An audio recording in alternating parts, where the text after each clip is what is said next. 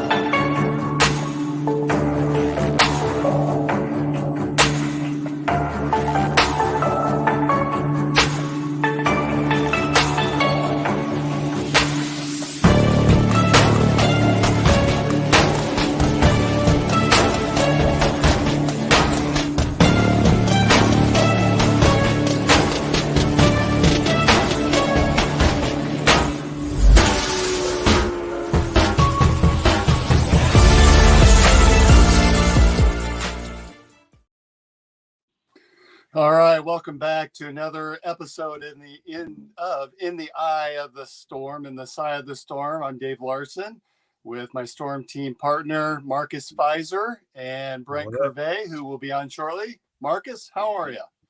Doing well, Dave. How about yourself? Good. I've got some work to do with cleaning up that introduction. That's for sure. Hey, we've got a special guest today, another legend. I am surrounded by legends on this program. Keith Sims, I'd like to introduce you, second round draft pick of the 1990 draft by the Miami Dolphins, pick number 39. Is that correct? That is correct. Yes. Turned out to be an 11-year career with both the Dolphins and I suppose I could say the Redskins at the time, right? You have to at the time. Three-time Pro Bowl member and a ISU Hall of Fame member, 2006. Keith, welcome to the show. Thank you very much for having me. Definitely appreciate it. Well, it's my pleasure as well. And I think we actually know a former teammate of yours, Paul Thibodeau.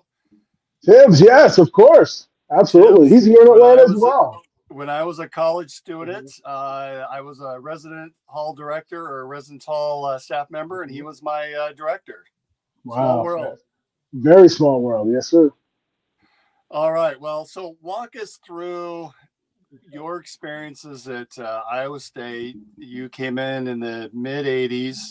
If memory serves me, was it Coach Kreiner or Coach Walden that recruited you? Coach Jim Kreiner recruited me. Actually, the recruiting coach that recruited me from New Jersey, his name was Frankie D'Alonzo. And he came to my high school, found me, definitely came to my wrestling matches and really convinced me to take a recruiting trip to Iowa State, a place I had never heard of until he walked in at my high school that fateful day. So at that time, you were a pretty big guy even then, were you not? I definitely was. I was never one of those players that had to stress to gain weight. I think my height, and I tell my son this, at 8th grade, I was 5'8" and 180 pounds. And by the time I left high school as a senior, I was 6'3", 300 pounds, which back in 1985, that was unheard of to be that big. Well, I remember you playing at Iowa State, and you were a bulldozer. I mean, you move people around, and you were an unstoppable force on that offensive line. What are some of your memories of those days playing at Iowa State and playing in Ames? Well, Ames has such a fond place in my heart for all those years I was there. I mean, first of all, going out there, I got to tell you a quick story. I went out there on a recruiting trip, and there's not a lot of people from New Jersey at the time that knew much about Iowa. And we got together with some of the best players in the state of New Jersey, and they said, "You went to Iowa State for recruiting trip. What was it like? Did everybody have an outhouse?" And I'm like, "No." Did they have running water? Yes. Did they have electricity? Yes. I mean, back in '85, there wasn't a lot of you weren't really known on the East Coast. So I got out there and I really loved the people first and foremost. I really enjoyed the people of Ames. The student body was fantastic. And the fan base for a program that hadn't really won much was outstanding. Coach Kreiner was really trying to build something special when he recruited our class. I was one of 5 freshman offensive linemen that was recruited that year. And I was actually technically scheduled, and I was redshirting my freshman year. And we actually we won the first 2 games, got off to a slow start after that, ended up losing at home to Drake. And I was actually out in Des Moines with my girlfriend, got back to the towers, and everyone was like, hey, Coach Kreiner's looking for you. And when you're 18 years old and you've been gone, you wonder, what did I do wrong? Right. Well, I went down to the football office, and he sat me down in his office, and he said, hey, Keith, I see how you're working in practice. You're not afraid of anybody. You play hard, and I would like to start you on Saturday. And I'm like, okay. And he said, go call your mom. So I went and called my mom, and we were actually playing the 10th ranked Kansas Jayhawk that next Saturday, and we beat them at home that year. So it was a fun start to my football career at Iowa State.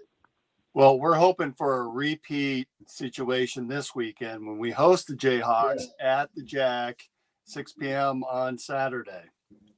Yes, I'll be watching that game. Trust me. Absolutely. So what pulled you to Ames? I mean, you made reference, no one really knew much about the Iowa State Cyclones at the time. We weren't really on many players' radars. What drew you to Ames? That's a great question. It was a combination of a couple of things. I ended up not playing football until I was a freshman in high school. So I played as a freshman, and I had an absolutely horrendously bad freshman football season. And I was never going to play football again. I was just going to wrestle. And we got a new coach, and he started bugging me. Hey, Keith, you got to come out. You got to come out. I didn't even want to hear it. Well, that summer, I had my summer job, which was the greatest high school job ever. I was a janitor for the summer, and we basically painted classrooms, which was a union job, which was phenomenal. And the head coach would come out, hey, you got to come out, you got to come out, you got to come out. I said, no. Well, he ended up making me a deal. He said, you come out for 1 week, give it a shot, and if you don't like it, I'll let you quit, and I'll leave you alone. Well, of course, I fell in love with the sport. Started as a sophomore defensive tackle, ended up going on to start for 3 years, and my high school was terrible. We won 3 games my sophomore year, 3 games my junior year, and 1 game my senior year. So even though I was big, I was strong, I was athletic, I wasn't that confident in me as a player. I can remember coming home. We used to play our games on Saturday morning because we didn't have lights on our field, our home games. So I would come home after losing, and I would be distraught, almost in tears, talking to my mom and saying, hey, Mom and Dad, am I terrible? Or is it the team? And they would always tell me, hey, just play your best and you'll be noticed. Do your best. Make sure when you step off the field, there's nothing more you could have done. And I played hard each and every Saturday morning or Friday night. And when I got recruited out, I got recruited to West Virginia, Maryland, Boston College, Penn State. Well, Penn State dropped off there. I even had a poster of, I hate to say it, I had a poster of the Hawkeyes in my room. I had a poster of Doug Flutie on a chair in front of his offensive lineman. So I was recruited by a bunch of these East Coast schools, and I was going to go to the University of Maryland because that's where my sister was going. So I thought, perfect connection, I'm going to go there. And unfortunately, my recruiting trip weekend happened to coincide with the weekend that Len Bias passed away. Ooh. So the campus was a little bit crazy at that time. And I said, okay, you know what? Just for kicks, I'll take a trip out to Iowa. So I took a trip out there. It was like an Indian summer day. It wasn't that cold. I went out there. I looked at the program, even though the offensive linemen were huge. 2 starting tackles were 6'7", 6'8", Kevin Eggleston and Bruce Westermeyer. We had big guards. In the back of my mind, I said, you know what? I can play here. And some schools wanted me for offensive tackle, or offensive line, some of them wanted for defensive tackle. So I wasn't sure. I said, Iowa State definitely wanted offensive line. I said, okay. The 2 best schools in the country were Oklahoma and Nebraska. And they didn't even send me a recruiting letter. I thought, okay, if I come out and play in the Big 8, I get a chance to measure myself up against the best every single year. So I said, you know what? This is, along with the education, I was studying engineering. I said, you know what? This is a place where I think I can be really comfortable. And I wanted to see something different from the East Coast. I was ready to kind of cut the cord from my parents and force myself to grow up a little bit more. So I thought Ames was a great place. And as I tell my kids and my players, hey, you know what? It was one of the best decisions of my life. Well, we would certainly agree with you on there. You made reference about starting as a freshman, and at that time, we're seeing a lot of that today under Matt Campbell, right? He's giving these high-level recruits an opportunity. If they prove themselves, they get that chance to play. But back when you came in, you didn't see a lot of freshmen playing, especially at offensive line, on the offensive line. Absolutely. And I don't want to say it in a negative way, but also as a black offensive lineman, that was kind of unheard of back in that day. There wasn't very many of us.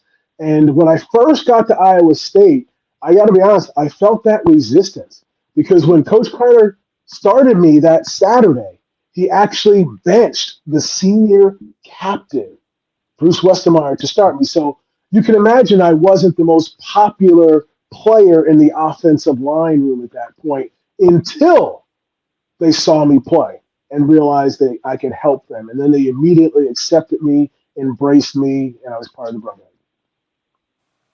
So you had some big games playing for the Cyclones then. 4-year starter. Is that correct? It is. My journey's pretty interesting because, as I said, I was redshirted for those first 3-4 games of the year. And then I started the rest of the season, started the next year, and then we Coach Kreiner got fired and Coach Walden came in. So I ended up starting the first 3 games of the year of Coach Walden's first year. I think it was 86, and I had turf toe.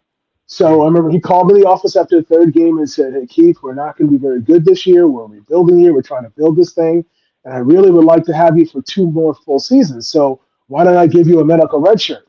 And I thought, sure. He said, "It'll help you with your studies. You'll be able to have no issue graduating, and you can get your toe healthy." And I said, sure. So I ended up medical redshirting in 86, and then came back and started my final 2 years. So I had an opportunity to start a maximum of 44 games, and I did it in an unorthodox way. I started 3 years of freshman, sitting out 3, and then sitting out 3 my junior year as well, and then reclaiming them.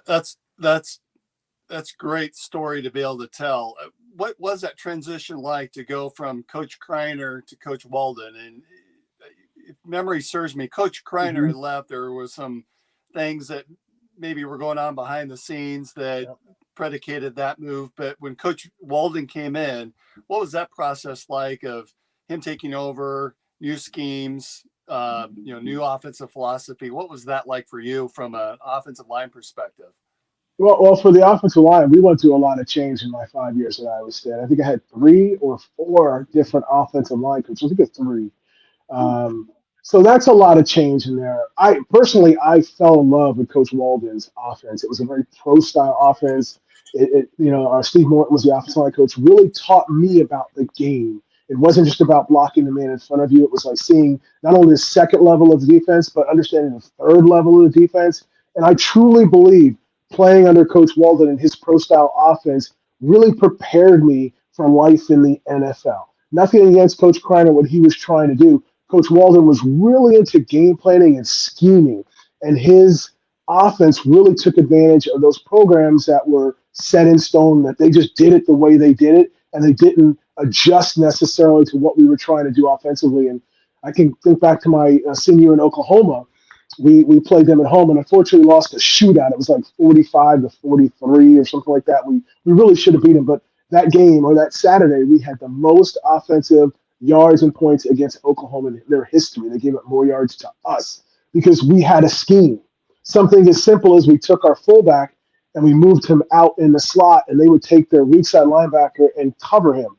Well, there was nobody there in that hole behind myself and Gene Williams. So as long as we got our blocks, Blaze Bryant was clear in the hole, and we rushed, and we did things like that. We dictated what we wanted the defense to do under Coach Walden. So offensively, I really loved the transition. Coach Walden was a great guy. He really talked to us, and I really liked his staff. I loved his offensive line coach he brought in, Steve Morton. He a man after my own heart. He wasn't one of those guys that would yell and scream at you. He didn't curse at you. But what he would say is, "Hey, Keith, you know what? I was disappointed in your play." And that's my personality. And if he said those words to me, I did everything in my power never to hear those words again. You could curse, yell, scream all you want. That doesn't affect me. But if you tell me you're disappointed in the way my output, what I did, oh my goodness, I will break my back to never have you say that about me again. So I really connected with the way he coached us and the way Coach Malden coached us. And Marcus, you had a similar situation, right? Because you went from one coach to another to from Coach Floyd to Coach Eustace. What was that transition like for you on the basketball squad? Well, as intense as people knew Coach Tim Floyd as being, Coach Larry Eustace was that times 10. So for the most part, I was getting the same guy, but it was amplified a lot more. But they've always been good friends, close friends for a lot of years. So I guess for Coach Eustace, he knew what to expect or what he was getting with me and the player. So I was excited to, see what he was going to do when he came in, and he totally transformed my game. He brought in a lot of discipline, a ton of discipline. He was that coach. Same thing. He wasn't, on. There's been so many stories about, you know.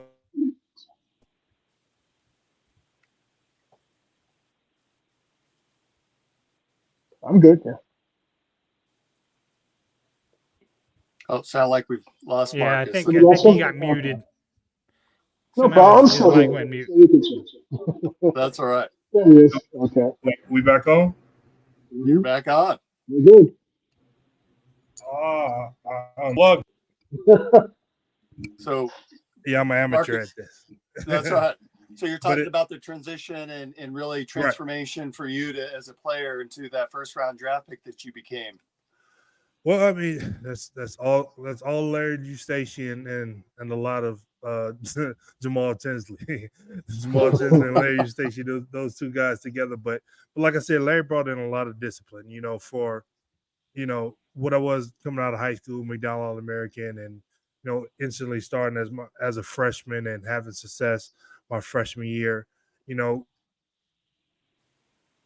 going into that second year and having him to come in and it was at times we were butting heads when he was threatening to kick me out of practice, because he was showing me that he was a coach and this as a team is how we were going to go.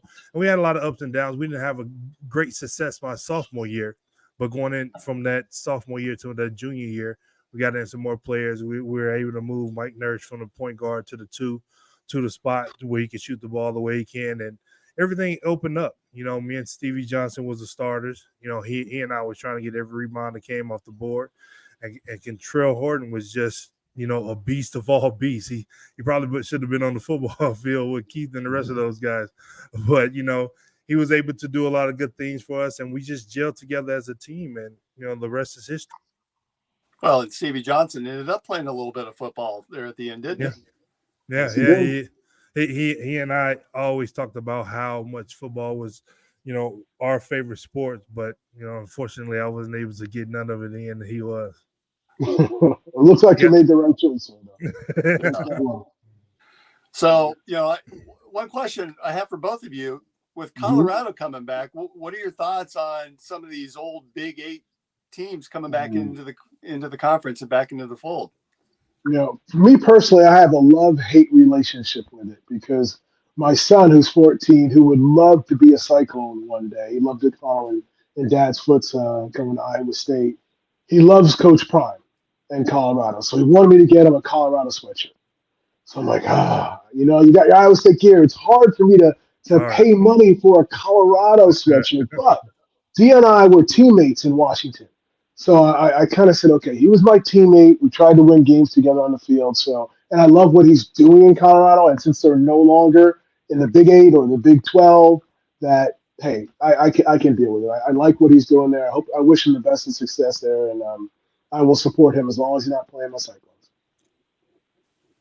Well, I'm excited, extremely excited. I was kind of sad to see, them leave the Big 12 when they first left. But the things that Coach Prime is doing there now with his sons and those guys on that field, it's going to be exciting to see, that come into Iowa State and having to match up with them, the barometer of, what they're going to do in the Big 12 coming back, where we're going to be able to continuously do in the Big 12. It's an exciting time right now for us all, for us to be sitting, what are we tied with first and tied for first place in the Big 12 right now? Yes, we are. So that's big. The way the season started, we want to continue to keep that momentum going into next year. And hopefully when I don't know if it's going to be on the road or at home, but no matter where it is, hopefully, Coach Prime and those guys get that L. I'm the same way. My sons is coming up behind me if they, like the different schools and stuff like that. Like if they were at that school, okay, I can understand supporting it. But if you're not at that school, then it's going to be hard for me to do that. Oh, totally. I still cannot see the black and gold to this day. Okay. My sister got a scholarship and graduated from the University of Iowa Law School. But I said, I'll support you, but I can't support that school. All right, Keith. So what do you think of our new school color? Not at all. With the black unis. I love it. I took my son out to the Jack Trice game. We were just at Ames a couple weeks ago, and it was phenomenal being back. And I had a chance to sit down and talk to Matt Campbell again. I love what he's done for the program. The youth, these kids are so different than we were.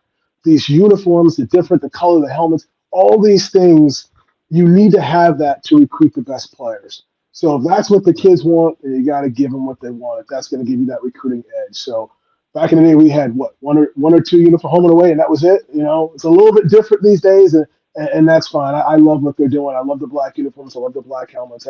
I love the Jack Trice jersey. I love that whole thing. I mean, it's phenomenal. I just when I go back to Ames, and I've been back twice in the last 2 years. I went back to Texas 2 years ago, and then obviously the TCU game this year. The facilities are incredible. What the student athletes have, nutrition, educate, all that stuff is. I joke to my son, you wouldn't believe what I had to deal with when I was at this thing. And it was still a magical experience for me. Right. So now these guys have absolutely no excuse not to give their best and to play their best.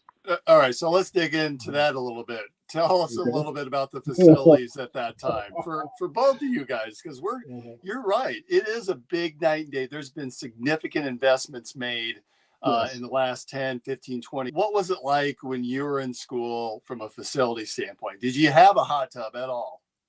I don't remember if we had hot tub. We just had the Olsen building, was at the edge of the stadium. So we had the open sides on either end. It was grass on either end. We didn't have bleachers on the end. I mean, the wind tunnel that blew through there.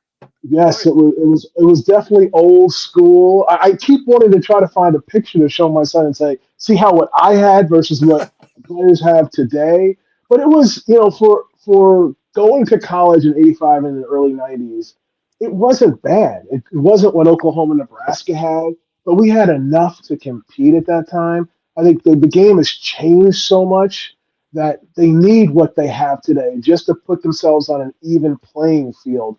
Whereas to me, it was the place to grind. I'll give you an example. When I got drafted by Miami and I went down to the Dolphin training camp, our Iowa State training facility, our weight room was 3 times the size of the one we had in Miami. We literally had, if you remember, the meeting rooms had the old desk and chairs where it was right in front of you and to kind of squeeze in. School or desk.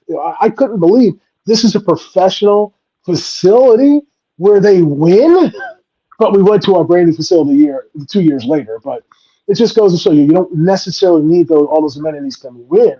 You just need the right people in the right place with the right coaching staff and the right motivation. Right. And what was it like for you, Mark? I think most of our training and lifting and everything, if it wasn't Actor Jacobson or it probably was at the rec center, upstairs with the wrestling team will practice and things like that. So we will have to go all the way over to the rec center. I used to live in Larch, so it wasn't that far. It wasn't that far of a trip, but still, at 4 or 5 o'clock in the morning, you wasn't trying to make that trek. But same thing like you said. I mean, we were focused on hooping. Mm-hmm. That's it. We knew we weren't Texas. We knew we weren't Kansas and Oklahoma and all that. So once the playing field got even, being inside of that square, that's now you got to deal with us. However much hard work that we had to put in or what we had to grind through on the outside, that's something totally different. Like I said before, I think most of our basketball practices was at the Forker. We hated practicing at the Hilton because it was, the full-size court, so you definitely don't want that.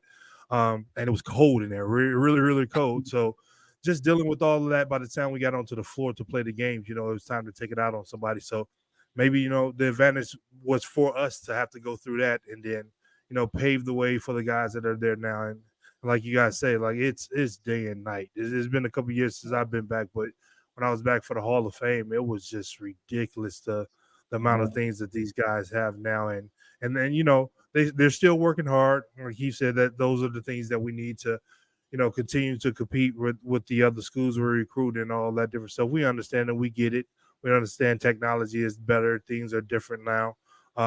We kind of wish that it was around when we were there, but we understand that's just not the time and how it was. But we're totally grateful and blessed for everything Iowa State was able to, put before us and give us the opportunity to ultimately be pros. Yeah. So Keith, then you were drafted 1990 draft, and that was a heck of a draft. So I've got here Jeff George was the number one pick, and that was the draft class with Junior Seau. Yep. And your partner in crime, Richmond Webb, was drafted in the first round by the Dolphins as well, and Emmitt Smith, 17th in that same round. What was the draft day like for you at that time? Obviously now it's a 3-day spectacle.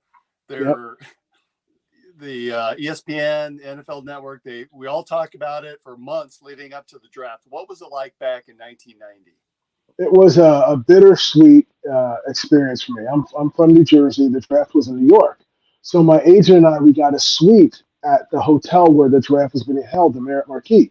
So we have a suite upstairs, and I ventured down to the draft floor about an hour or so before the draft started, and there was noise swirling because ESPN was covering it. And that's when I first met Junior Seau for the first time. So we meet each other, and I'm selected to be a first-round pick at that point. I was rated as the top guard in the country, and I was slated to go number 2 or number 3, the first or second or third offensive lineman. So that morning, I'm at the draft, and I get a call from Miami. It's Coach Schuler. Calls me up and says, well, how much do you weigh, Keith? And I said, about 309 pounds. He said, okay. I've never had a 300-pounder here. I said, I can handle it. I said, okay. He said, here's what's going to happen. San Diego has the 5th pick in the draft, okay? They need an offensive lineman desperately. The number 1 offensive lineman in the draft was Richmond Webb, the tackle from Texas A&M. They're going to take They're going to take Richmond. We got number 9. We're going to take you at 9. I'm like, great, no problem. I'd love to be in Miami. So he hangs up. I go down to the draft floor. I meet Junior Seau. Well, Junior Seau is a junior. My draft year was the first year that juniors were allowed to be drafted. Okay, that changed the entire draft at that point. So juniors on there, and Tampa Bay had the 4th pick in the draft, and they wanted a linebacker. So they were going to draft Junior Seau. And Junior Seau came out that morning on ESPN and said, if Tampa Bay selects me, I'm going back to California. I'm going back to school. So now Tampa's got an issue. What do you do? So draft comes. Jeff George goes 1. Blair Thomas goes 2. Hall of Famer Cortez Kennedy goes 3. Tampa's on the clock at 4. What do? Do they believe Junior Seau or not? So they decide they're not going to draft him, and they draft Keith McCants, a linebacker out of Alabama. So now San Diego, who desperately needs an offensive lineman, is saying, do I take Richmond Webb, number 5, or do I take the hometown boy, Junior Seau? They take Junior Seau. Now Miami's on the clock at 9. They're like, well, we never thought Richmond Webb was going to be there. So they take Richmond. So, pre-draft, you go to different cities and that kind of stuff. You visit different coaches. I can remember my last visit was the 49ers. George Seifert had me in his office. He's like, Keith, there's no way you will be here. But if you're there, you're a 49er. You're not going to get past our pick. I'm like, cool, no problem. With 30 picks at that time. So back to the draft day. I'm seeing guys get picked. The Rams are on the clock at 14. And they call me like, hey, we really need a center. Can you play center? Of course I'm going to say, absolutely I can play center. Right. No Absolutely. problem. I will play Absolutely. center for my entire career. Now, the funny part Right. about that is some scouts had asked about me playing center before the start of my senior year. And Steve Morton came to me and said, hey, I'm going to let you start at center a couple games just so you can get film. So Huh. they moved the center to guard, and I started the first 3 games of my senior year at center. So I have tape of me playing center, so I'm confident. So I'm like, okay, Rams are on the clock. I think, okay, they're gonna pick me. They put the card up and they call out the name of Bernd Brostek from University of Washington. I'm like, oh God. But in the back of my mind, I'm like, okay, the worst case scenario, I'll be a 49er. Pick after pick, junior after junior, pick after pick goes. We get to the final pick in the first round. 49ers on the clock, and they select Dexter Carter, little itty bitty running back out of Florida State. So now I'm really upset. I leave the room, and the Marriott Marquis is like an Embassy Suites where you have the 4 walls where you can walk around and see down in the lobby. So I remember I walked out of my suite, and around the corner, we're as far away as you can get from the room. My mom and I are walking, and she's like, don't worry, son, it'll be fine, it'll be okay. I'm like, I really, my goal was to be a first round pick. Obviously, that's gone. I don't know where I'm going to go now. And then my agent sticks his head up there and says, Miami's on the phone. So I run back over, and it's Shula, and he's like, I don't know how in the world you were here, but there is no way I'm not going to take you. I was going to take you at 9. I'm taking you at 39. You're a Miami Dolphin. And they picked me, got on a plane the next day, and went down to Miami for our first mini camp. And they installed Richmond and I as rookies in that first mini camp to protect Marino's blindside, and we never left that spot. That is an incredible story. Big time. It's all, and I tell every time, God rest his soul, every time Junior and I hang out, I said, it's your fault, Junior, that I wasn't a first round pick. But he's like, Keith, we were at the Pro Bowl together a couple times, like, hey, it looks like it worked out. I'm like, yeah, it did, but, still would have rather been a first round pick than a second. But It's those young guys that come out as juniors, right, Marcus? It's guys like you that decide to go to school early. Now, the interesting fact about my draft, you had 2 offensive linemen go in the first round and 2 go in the second round.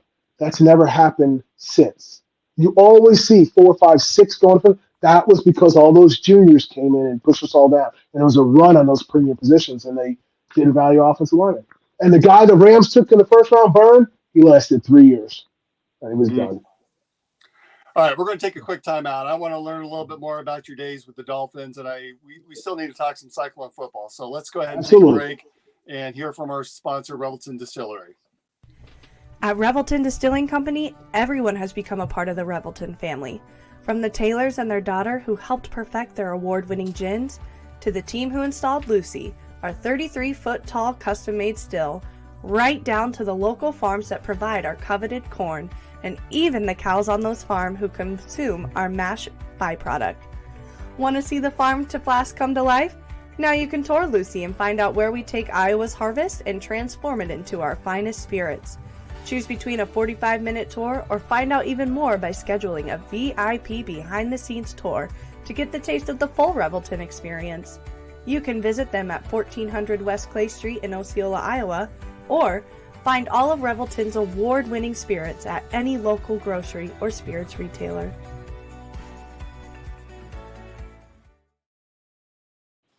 All right. Thank you to Revelton. This is my drink of choice tonight. After being outside, we have our trick-or-treat night in Central Iowa. So I've got the whiskey liqueur here.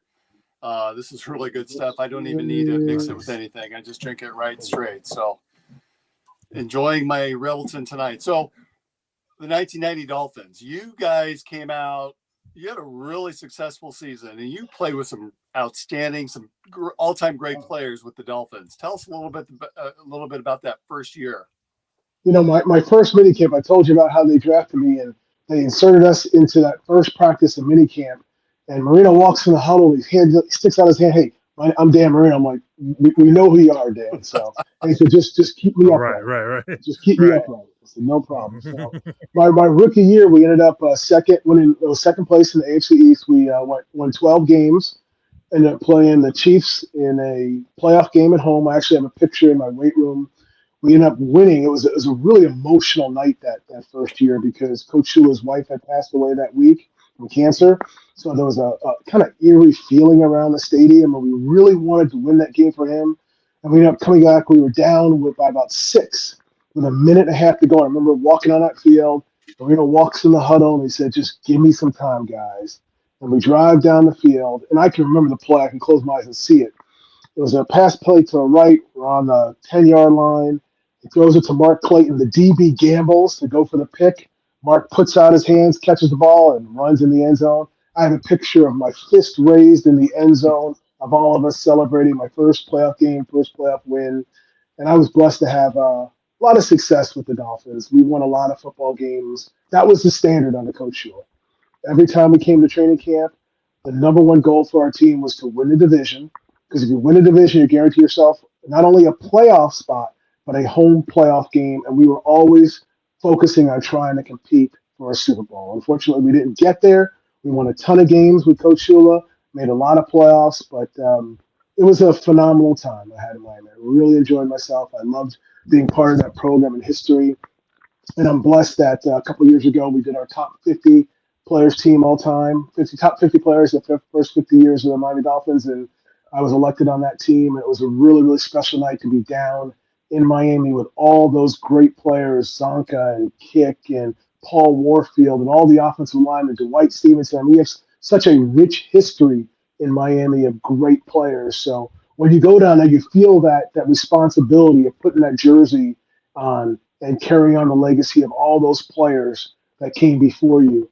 And I was blessed to get a chance to really get to know a bunch of the guys from the 72 undefeated team, still known to this day. Love Mercury Morris. I mean, there's a bunch of guys that unfortunately a lot of them are passing on now, but they really instilled, hey, there's a way to do it the right way in Miami. That's what Coach Shula was all about. It was a great honor to be drafted by him, and it was a great honor to play for him and play with all those players in that organization. To this day, I was really blessed to have that time. Tell us a little bit about Coach Shula. I mean, we know him as one of the all-time greats, first coach for the Miami Dolphins. You were part of that transition to Jimmy Johnson. Yep. What was it like playing under Coach Shula and all the experience and knowledge that he had? I'll tell you, my first real interaction with shoes. Okay, so get drafted in the second round. Back then, there was a whole week of rookie camp before the veterans came. So my agent and I are negotiating our contracts, and we basically got the term set up. But the sticking point was my agent and I wanted a 3-year contract, and Miami wanted us to sign a 4 or a 5-year contract. So I flew down to Miami when my agent called and told me, hey, the terms are done except for this one point, but come on down. So I went down there, and they still didn't hash it out. I had I rented a car, didn't know where I was, just hopped on the turnpike, went down to Miami, got to St. Thomas University where training camp is. I went in the training, the room, the equipment room after practice, and I remember going to the training room and I saw Richmond Webb. He was laying on the training table getting an IV. And he was just covered in sweat. I said, hey, you okay? He's like, oh, man, it's tough down here. Did you sign? I said, no. He said, then get out of here. They're going to make you practice. So I jumped in my car. And I just hit 95 and I drove north until I came across a hotel. I checked in and waited for my agent to get to town. He came to town the next day. He's like, I finally got him to come off the 5-year and a 3-year. So we go back to camp together. We go to sign. We're sitting in there, and Shula comes in the room, and I'm glad we got this done, Keith. And for the next 10 minutes, he cursed me up and down because we're here. We're trying to win. You're part of this team. We need you to help us win. Blah blah blah. I mean, just went on and on. I'm feeling smaller and smaller and smaller in this room because this is Don Shula doing this. And he looked at me and said, "What kind of player do you want to be for this organization?" And I didn't hesitate. I said, hey, I don't want to just start, coach. I want to be a Pro Bowl player. And he goes, I'm going to hold you to that standard every day. And by God, he pushed and prodded and needled me for 3 years. And then back then, in order to make the Pro Bowl, the way it worked, there's 2 ballots that come out of every team. You can't vote for your own players. So we would get together as a team. We would vote for one AFC ballot, and Coach Shula would get one ballot. So there's only 30 teams. The fans weren't voting. So it was a real honor and really difficult to get in the Pro Bowl. So we vote. We have the team meeting. We're in this auditorium type room, and he's calling off the Pro Bowlers. Hey, Dan Marino, you're a Pro Bowler. Richmond Webb, you're a Pro Bowler. And he paused, and he looked up, and he looked, there's 50 players in there. And I see him looking at me, and he goes, Keith, go call your mom. You're a Pro Bowler. And I was so excited. And he was generally happy and ecstatic for me because we set that goal together. He pushed me to get there. So he was happy when I achieved it.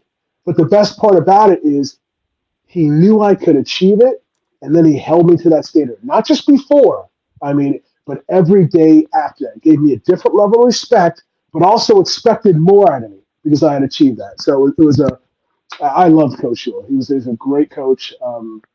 He got the best out of me, and I really appreciated everything he did for our team and for the players. And like I said, I talked to the guys from the 70s, from the 80s, and every one of them. We all have different stories of how Shula treated us. But at the end of the day, he got the best out of each and every team he coached. Marcus, what was your first contract like? Well, in the NBA, there's no negotiating for the first round. So wherever you get drafted, whatever pick that is just slotted. So your agent doesn't have to do any kind of negotiation. You just know if you go number 1, number 10, number 15. There's a scale that they have, and you know exactly what you're going to be making. So it's an easier, I guess you would say, maybe an easier transition. That's why you don't have guys like, which we totally understand, the NFL guys, what they put their bodies through and everything like that, the holding out and stuff like that. So we totally get that.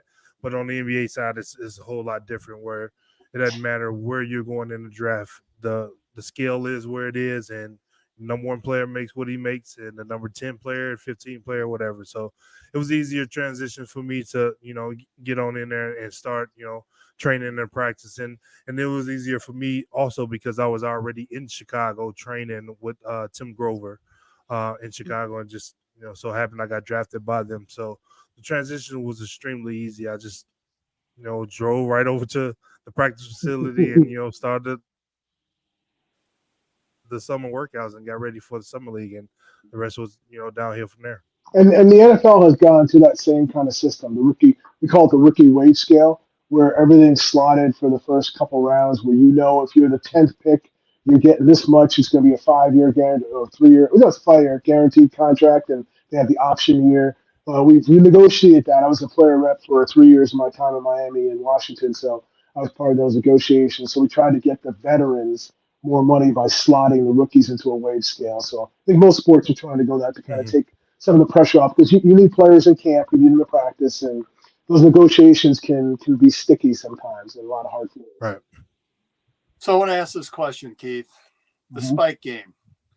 Yes. You're playing the New York Jets, I believe, in East Rutherford. Yes, we were.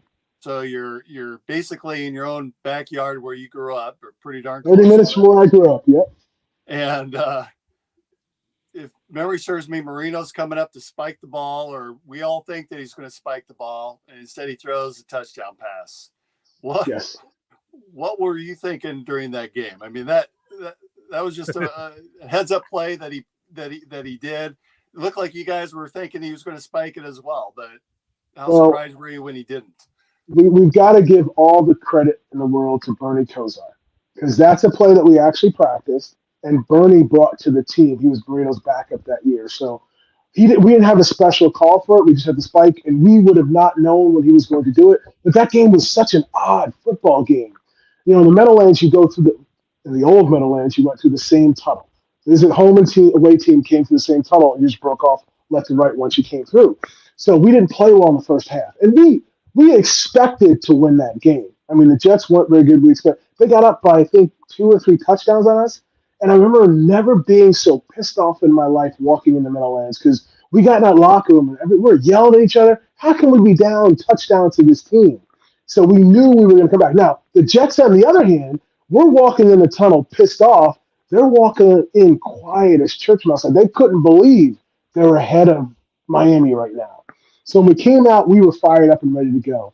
Obviously, it was a great second half comeback. And if you watch that clip, I didn't know he was going to throw it because I just stood up and stopped. And my guy didn't rush, and then he started to rush, but he hit Mark Ingram in the corner against Aaron Glenn, and it was one of the top plays of all time. And like I said, it's because of Bernie Kosar brought that to our team, and Dan executed it flawlessly. Mark Ingram did a phenomenal job of running the route, back shoulder catch, caught it, and we scored and we won that game. So thank you for putting me in the history books of some of the top plays in NFL history all time because of that play. There's a couple more, so it was a lot of fun.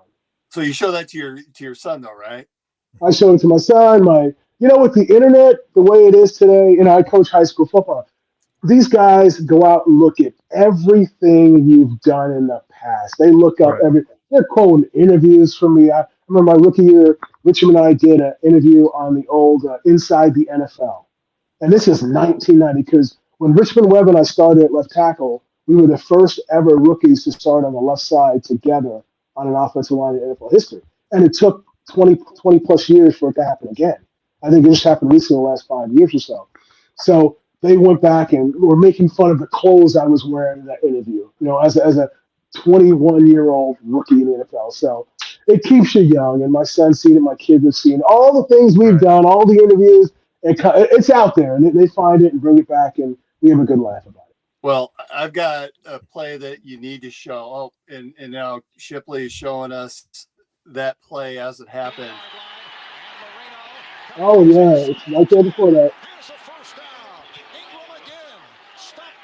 So at this point, he just did a spike for us. He just did his normal spike, which to us means, hey, he's just going to spike the ball. But watch, I will just step and stand up, and I just watch it like a spectator. It was phenomenal. 22 seconds left. It was a special game, man. That was a lot of fun to be playing that game, and we had no clue at that point that it was going to go down as one of the top 10 plays of NFL history.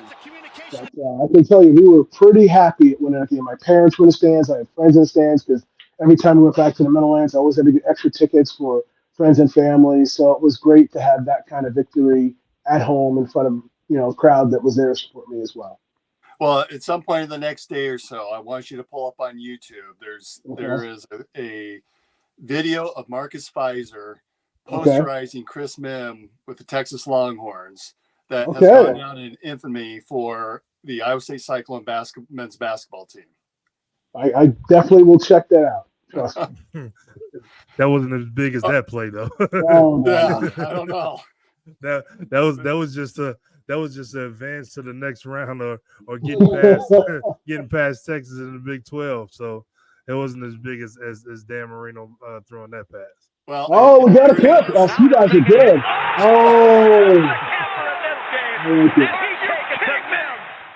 I got to tell you, one of my favorite things about being at Iowa State was going to Hilton Coliseum and watching our basketball team play. I mean, that was back in the Jeff Hornacek, Jeff Greer days. I mean, I remember beating Danny Thomas. We beat them at home when they were ranked number 1. I mean, the crowds in Hilton Coliseum, it goes back to the fan support. Iowa State fans have been phenomenal throughout the years. The support they give to the program, the athletes, and the players is unbelievable. It's such a special place. Is it perfect? No place on earth is perfect. But I was telling my son when we were there for the TCU game, there's something special about going back to Ames and being around those people and being around the fans that even, I'm going to date myself when I say 20, 30 years later, they still are very kind to me and treat me really, really well. It's a real special place. As a student athlete, did you have much interaction with the other sports? And really, that's a question for both of you. As a student athlete, I imagine today there's the Stark Performance Center and, there's some of the facilities that I think multiple teams use. But what was that like when you were both playing? Well, I can answer for me. I had a pretty interesting roommate in college. I met a female women's basketball player at Iowa State, Lori Decker. She actually asked me to dance one night at Destination, the club there. We became friends, and we ended up becoming roommates and lived together my final 2 years at Ames. So I got to know the whole women's basketball team, ended up supporting them, always went to volleyball matches as well. To me, it was something special to go support the other athletes in the program. Obviously, the basketball team was there. Since I wrestled in high school, I enjoyed going to wrestling matches and that kind of thing. So I wasn't a big clubber. I didn't drink, so I didn't, I found my fun other places than that. So I enjoyed being around other people, and I love sporting events. So supporting my other athletes at my university was number one on my thing. And like I said, when I when my roommate was playing basketball, I was, especially back then, because we weren't very good in women's basketball back then. So I was one of the few people in the stands, but I was definitely there to support them, and they were there to support us. Yeah, it's the same for me, especially with football. With football still being my favorite sport, and especially back then when I was a kid at Iowa State, I was definitely not trying to miss any of the football games. It doesn't matter if practice was going on long or we had a hard practice. I still try to, get myself together, even in the cold weather, to make it over there to watch the football team play and perform. Living in Larch, we had a lot of, of the other student athletes that were in the same dorm. So baseball players, was baseball team back then. Baseball players was there, and a lot of the soccer players and tennis and pretty much all the sports were mixed in between Maple Willow Larch. So we had a lot of interaction within, it wasn't training table because we were at training table for the athletes, most of the athletes, but a lot of times we used to go down to the regular cafeteria where everyone was together and be at. We actually used to get in trouble a lot of times because they used to try to make us, you guys got to go to training table. But we were trying to interact with the other student athletes and the regular students, but as much as we could, like Keith said, I didn't drink, smoke cigarettes, anything like that. Don't do any kind of clubbing and partying and things like that. So if majority of my time wasn't trying to, recruit and get my rest and get my energy and stuff, any time that I could go to a sporting event, I try my best to go out and support. Even if they, came to mind or not. At that point in time, we didn't have, of course, we didn't have cell phones and internet and all that different crazy stuff. So there's no way of even knowing. You were just, being a kid and, trying to focus on having fun, playing your sport. And, if they saw you at the game, or if they were at the game, they, we all interacted and talked about it, afterwards, and that's how we would know. But other than that, we were just, just trying to support each other, top to bottom. Keith, what are you up to today? Well, now I'm pretty much retired now. When I finished football, I don't know if you heard of Dunkin' Donuts. I was a franchisee.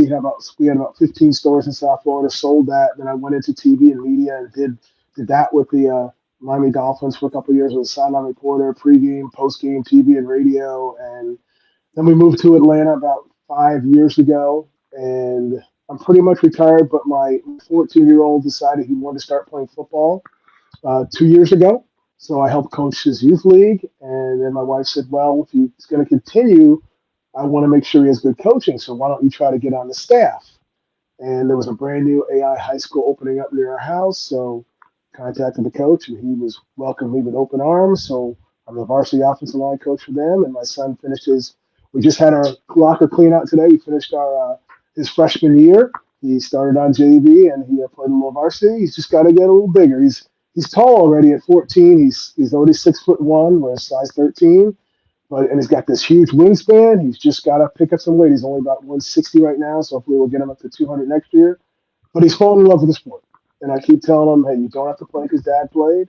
You got to do what you got to do. He's like, no, Dad, I really, really love it. And like I said, when we went out to Iowa State a couple of weeks ago, he was totally in love with it. Once again, they were phenomenal. Gave him a complete tour of the facilities. Like I said, Matt Campbell came out to talk to him.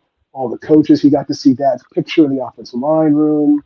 So it's pretty special for him, and I hope he does well. Now, I had an older son who went on. He played in college. He played in St. John's in Minnesota, but he didn't really have the work ethic. And I always told him, don't go try to play in college. It's a full-time job unless you're ready to do work. And he got up to St. John's in Minnesota and broke his ankle as a freshman. I told my wife he's done. He just kind of hung on the team to get the money for a couple of years. And he graduated, so he's doing well.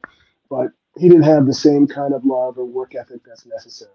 So he was a good high school player, but that's probably where it ended. So, how does it feel knowing that perhaps one of the greatest quarterbacks in Iowa State history grew up a Miami Dolphins fan?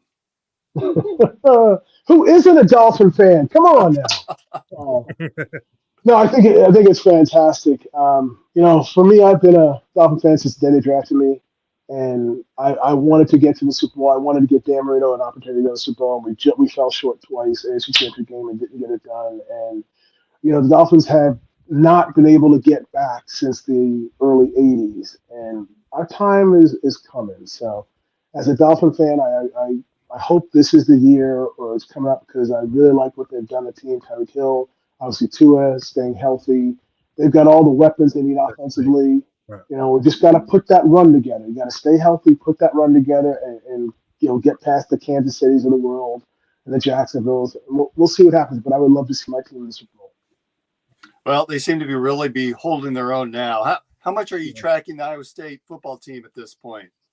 My son and I turned the game on. That's one of the most fun things now. We talked about when we were in college, you could never see Iowa State on TV. Now, every single week, FS1, Fox Sports. I've watched just about every game this year, and I'll be watching the Kansas game this year because it'll be on TV. So that's something that's really cool and unique, and I think it's really helped with recruiting and helped with the alumni base that now we can see our team, not just see highlights or scores. We can see it live. So I was obviously disappointed in the Ohio game, but things happen. It's a young football team, and we were big fans of that group led by Breece Hall and Brock Purdy. So that was phenomenal to see all the success they had. Again, I wear my Iowa State stuff around Georgia and Miami with tremendous amount of pride right now, and people know, oh, Iowa State, yeah, our names, right? Yeah, people know that school. It's not. Did you say Ohio State? No, it's not Ohio State. Or it's I not, get that a lot too. Or you're the Hawkeyes, right? No, we're not the Hawkeyes. No, right? Yeah. You went to Iowa, right? And we're like, no, the other school. Get it right immediately. So it's definitely helped my pride in being an alumni. I'm really proud of the program and proud of what Matt Campbell's done. And looking forward to what they're going to do. Morning, you have Sorry, my wife's on the Alexa. No, that's okay. So Baylor, that was a great game on Saturday. Oh. It really felt like we were in control the entire game. Yes. I tweeted it during the game, but I really felt like Nate Shieldhouse controlled the tempo of the game and kept Baylor's defense off guard the entire game. Rocco had a few throws that he overthrew, but otherwise you look sharp again. And the transformation this team has taken since that Ohio game has been remarkable. And that happens when you have a young football team. You mentioned at the start of the show where we've got a lot of young players playing, a lot of new players in different positions, and it takes time to grow into a system and to understand how to win a football game.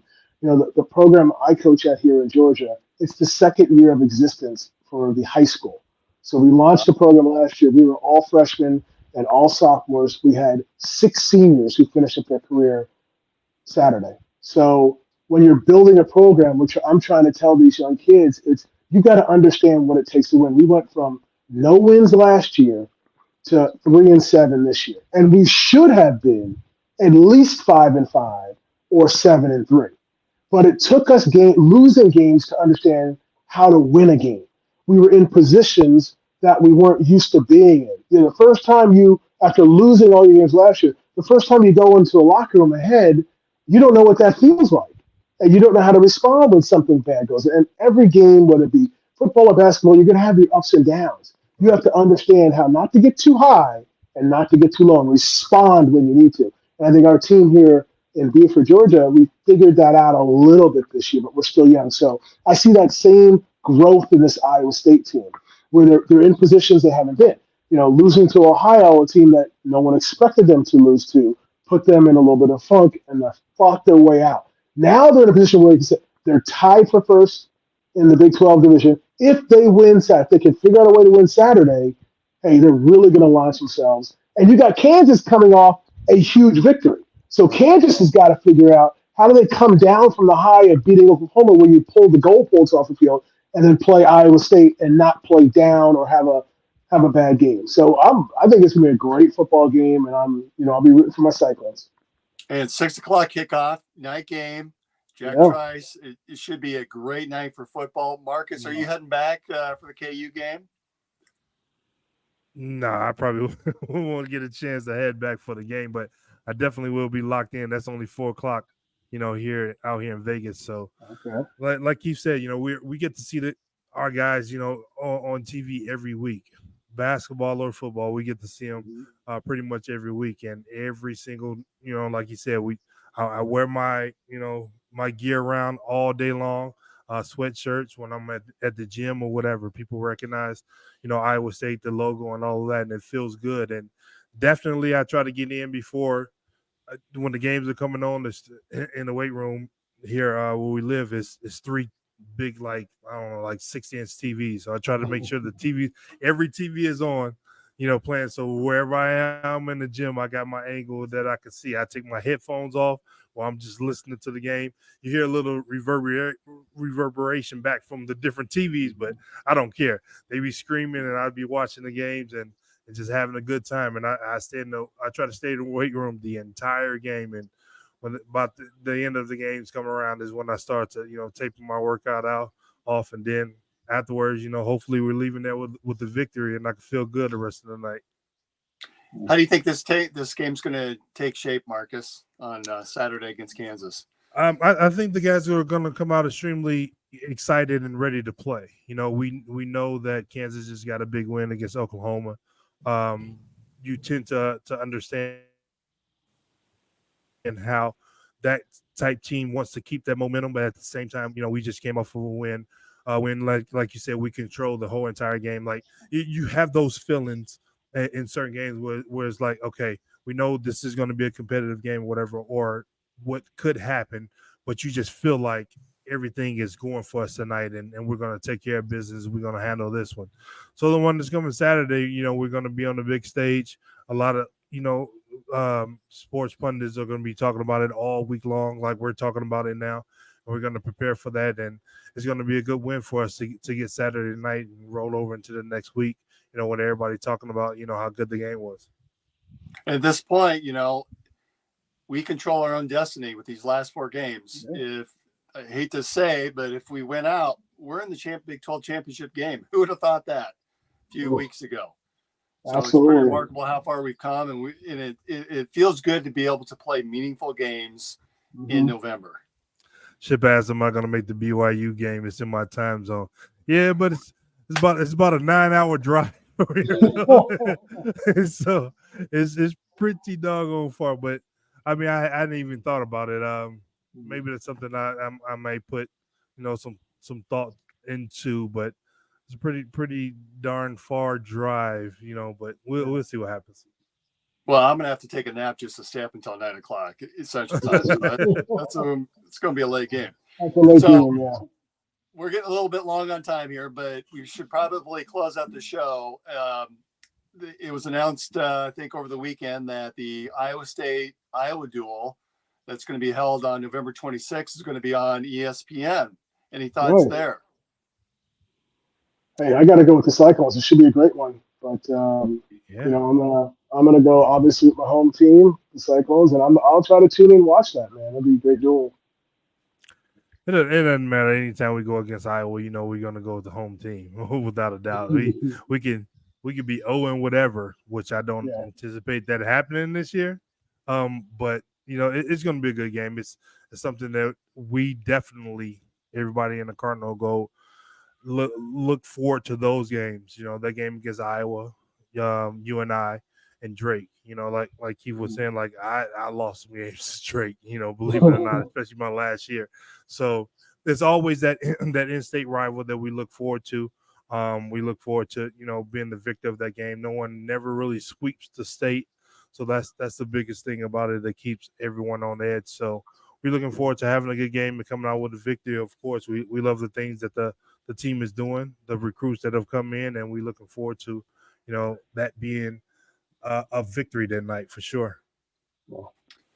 All right. Well, that's another episode of In the Side of the Storm. Keith, it has been a pleasure to have you on the show tonight. And honor. Yep. And we wish you all the best. Hope to see you back here in the near future again.